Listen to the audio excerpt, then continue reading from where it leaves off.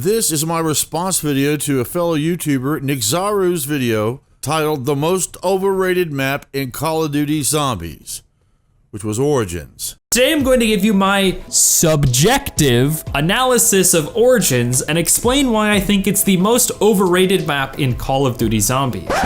What the hell? Origins created a new world, but couldn't live up to the standards set by Mob of the Dead. Like that, he just gonna look, oh, he jumping his What brings you by, my dear? The map is too deserted, causing a disconnect. The same motif of the battlefield was revisited with Black Ops 3's Gorod Krovi and done much better in my opinion. Hey, stop. Come on. Oh, come on, man. Oh, come on. Stop hitting me, lady. You be disrespectful again, I'm gonna beat your ass. I first saw his channel when I discovered a video called Why Do People Quit Zombies? The YouTube Paradox. And more importantly, Jason Blundell noticed that video. This YouTuber is the one that went to the event in California that Treyarch hosted and was given the blood vials from Jason Blundell himself. And that in itself wants you to say, oh my God, how dare you, you sacrilege. He gave you the blood vials. I thought that was really neat. I won't keep on going on about that, how I think it's neat, because that's not the topic of this video. But this is a very informative YouTuber. He had another video I watched a week or two ago. The most difficult Black Ops zombie map, I think it was titled. And I was just going to disagree, but he had some points. Even though his Origins wasn't in the list, he was comparing all of the maps, even in some of the evaluating factors were the things that, you know, modern maps can't compete with because they have all the perks. And they have quick revive and whatnot. And he makes a very valid arguments, very insightful about the storyline and zombies mechanic gameplay. But when I saw this video about why Origins is the most overrated map, at first, it's, as a YouTuber, it's a smart strategy because you'll piss off a lot of people. And even if you leave negative comments and dislikes on YouTube, that will help the algorithm promote your video. It's good. Not that you want to piss people off, but the more interaction, the better. However, I believe this is a sincere YouTuber, and I don't think that's why he did it. I honestly believe the reason that he says this is because he feels this. And that's what this video is about today. Okay, first thought. If you're consistently being told bad things like that, whenever you say that Origins isn't a good map, perhaps there's a reason for that. It may not be the most overrated map of all time. Well, for most of you, you probably expect me to pounce on this guy, and that's not actually the case. I want to provide a valid argument, an adult discussion, not, fuck you, PlayStation is better, no, Xbox is better. Legitimate reasons I'd like to convey to him that might sway his opinion, might not. Let's see what happens, and especially, let's see if he comments below in the comments. Check that out and reply and say hi to him if he does. I want to point out some things that I think you didn't observe in your report, and I'd like to know what you think about it and if your opinion might change. Well, first, you say it's the most overrated map. Well, unfortunately, for me, overrated means a higher opinion of something that is deserved. And, of course, Origins has an exceptionally, if not the highest opinion. But to be overrated has to be one of the poorer maps, and it's definitely not. And I'm going to prove my point right at the beginning of the video instead of the end.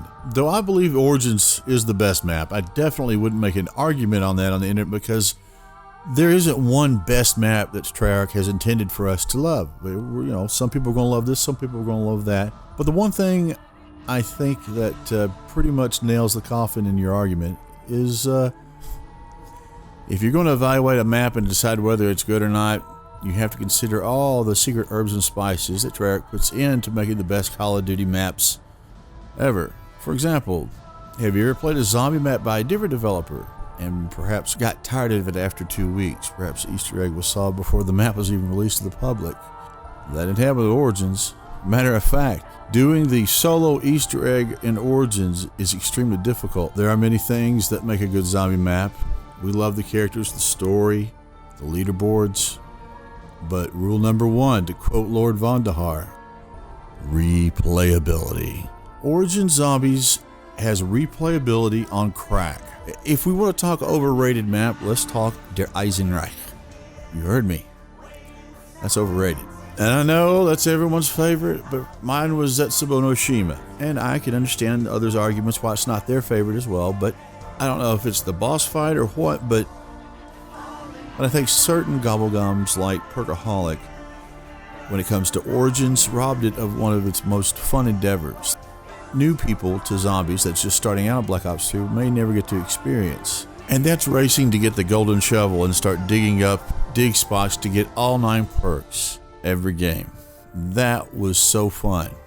I can't tell you how many days, months, years of fun we had doing that. And I'm not really harping against the gobblegum system itself. It's just that, in particular with Origins, the Perkaholic was too much. Because making a map too easy is a problem, Treyarch balances the gameplay very well. I can remember how upset we were when Black Ops 2 Zombies came out and Transit was released and we could not use PhD Flopper. There was no PhD Flopper. PhD Flopper was removed from the game, in my opinion, for balancing issues. All you had to do is keep your starting pistol, pack a punch. I'm not talking about the ray gun, yes, the ray gun, but you'd pack a punch and have Mustang and Sally. The two together made it too powerful, in my opinion. They took away PhD Flopper, and we didn't get it back for a bit down, did we? Until Origins. But Mustang and Sally was replaced with the Broomhilda. Balancing. Origins was exceptionally difficult when it first came out. I can remember a professional zombie player, the guy that taught me a lot, taught me almost everything. Even he, for the first time ever, actually the first day we had to play the map on easy difficulty. Either we kept getting stomped on by the robot, didn't understand how they handled the Panzer right. It was really, really fun. The difficulty or the unfairness that you refer to isn't necessarily unfairness. It's challenging. Playing a game over and over and over and day in and day out, trying to beat your friends on the leaderboard to be at the top of the highest round survived. Replayability, man. Replayability. If a map's too easy or you get bored with it quickly, it's not a Treyarch map. When you first said that Origins didn't live up to the standards of Mob of the Dead, my jaw dropped. But then I thought about it a bit. And I do remember, like I said earlier, how impressed I was with how visually appealing it was. But your arguments about the poor visual quality of the map, lack of colors, the planes above, when you excavation site and a war site all in the same place, you need to remember, Mob of the Dead is an actual real-world place. They modeled Alcatraz to every little last detail. Origins doesn't have that same advantage. It's all made up a fresh, bright idea that hit home for most of us. And I don't think it's fair to compare, it's a prison versus, making something completely from scratch. And just to be blunt, I mean, when you say things like No Man's Land doesn't make sense, it's not, you're just being nitpicky. And come on, seriously. But I wondered when I saw your video about Origins if you were introduced and started playing zombies after it had been released for a bit. What I mean is that you perhaps didn't start playing zombies when the very first World at War was released and we had it after the campaign and played each match progressively. Not that that matters as further as skill or whatnot, but the community kind of had a feeling of ownership. And we were so impressed, specifically with Black Ops 2, about how each map in Black Ops 2, one after the other, got better and better and better. And then when Origins came out, how amazing it was. Then, after, with all the other maps behind us, where we play and play and play and play, we're dying for a new one. And what a massively spectacular first impression it made. The end didn't make sense. And I understand that argument. Now, I'll be honest with you. You know a lot more about the story than I do. I've had to learn some as a YouTuber to try to make video about it, but to try to make content for it. But I've always been into finding better ways to do things, the secrets of getting it more proficient and playing it easier and helping others. And I actually didn't know that everyone was upset with the ending of Origins until later in Black Ops 3 when I was more in full swing mode as a YouTuber. I know, that sounds awful, but I understand why. And I thought you would too, especially since you are the holder of the blood vials. I am so envious. He did that on purpose. And I'll show you a clip right here. Here are some interviews from Jason Blundell to give you an idea of what he was talking about. He called it a multi-season investment, or I can't remember exactly what he called it, but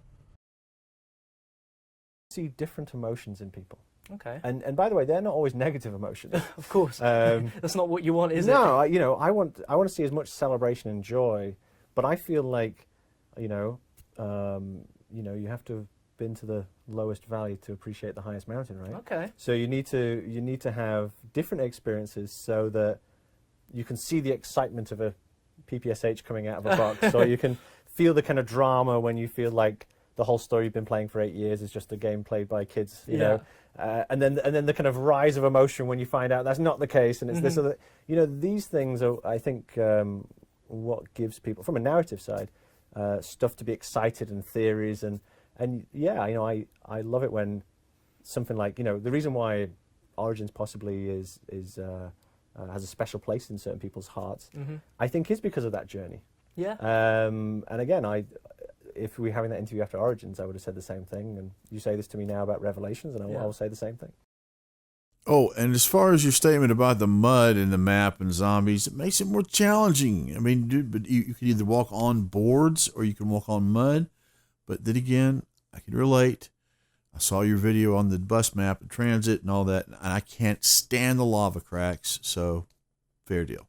As far as about the Crazy Place tunnels being dangerous, actually, you only have to open each of them once, and then you just leave the gramophone at the bottom of the wind or lightning tunnel, and you never have to worry about it again. I prefer the wind tunnel because that's where we build the shield, so you can either run down to escape. You don't have to wait for the gramophone to build and come back and reset the zombies, or you can jump out of the Crazy Place real quick and know the zombie shield is right there without having to rebuild with the gramophone. Just a suggestion. Overall, my assumption as to why he came to this conclusion is because he's a story guy. He likes and he gets, I assume he gets the fulfillment from a complete zombie map with a story. Something that some people like both, some people prefer one or other, and I respect that. And while Treyarch Zombies wouldn't be the legend it is without the story, it wouldn't be the legend without the gameplay. You can't have the story without the gameplay, or at least no one would care about the story. But I'm really curious what he has to say about the things I pointed out tonight, and hopefully he'll join us in the conversation down in the comments below. And especially you, I'd love to know what you all think about this. I cannot thank you enough for your continued support. One thing is for sure, the zombie community is definitely about to be reborn.